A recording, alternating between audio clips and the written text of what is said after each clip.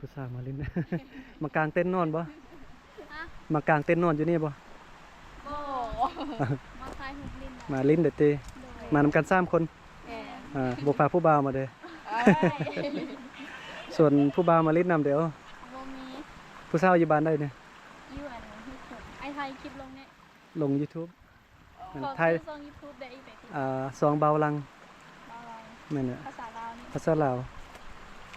เอาไปแต่งงามๆไม่ได้ กล้องสดเลยคนงามงามอยู่แล้ว มาเห็นผู้สาวเนาะเป็นสาวอยู่เมืองไทยคือกันนี่แหละอยู่บ้านห้วยคุ้มเนาะ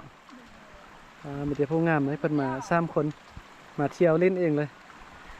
ถ่ายหน่อยหนึงได้บ่รบกวนเวลาหน่อยหนึงอันนี้ซื้อยังอันนี้เนี่ย ซื้อวิไลวัน วิไลวันอยู่บ้านห้วยคุ้มเนาะอยู่เมืองไทยเนาะ แมน อันนี้เด้อ ซื้ออนง อันนง จักปีแล้วตอนนี้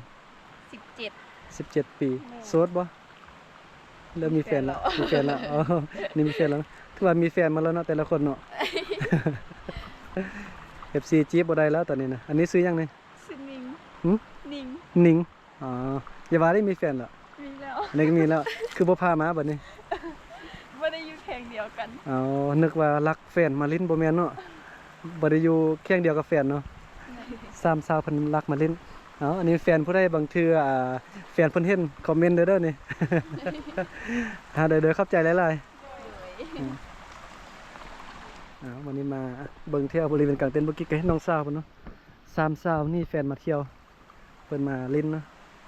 เดี๋ยวผู้งามมาได้นี่เว้าเรื่อง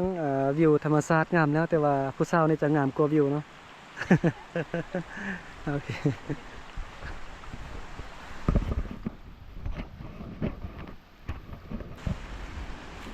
นี่เป็นจุดกลางเต็นท์เนาะเห็นปะมีนักท่องเที่ยวมาเที่ยวบักหลายๆส่วนใหญ่เบาลังเห็นนักท่องเที่ยวมีแต่คนฝรั่งเนาะคนฝรั่งกับคนไทยมาเที่ยวนะแต่ว่าคนฝรั่งนี่จะหลายกว่าจุดนี้ก็เป็นโต๊ะตั้งกินข้าวกินน้ำเนาะมื้อค่ำเมื่อคืนกลางเต็นท์นอนนางกินข้าวอยู่นี่กลางเต็นท์นอนฝากเดินนี่เนาะโอ้งามเลยบรรยากาศนี่ใครที่มักเรื่องวิวธรรมชาติเนาะแนะนำมาตัดน้ำกัดเจรป่า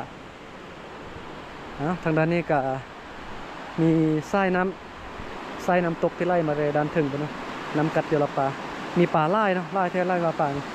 หนาวอีกลงไปเล่นน้ำในน้ำเย็นจนมันหนาวแล้วก็ประมาณนี้นะพ่อแม่พี่น้อง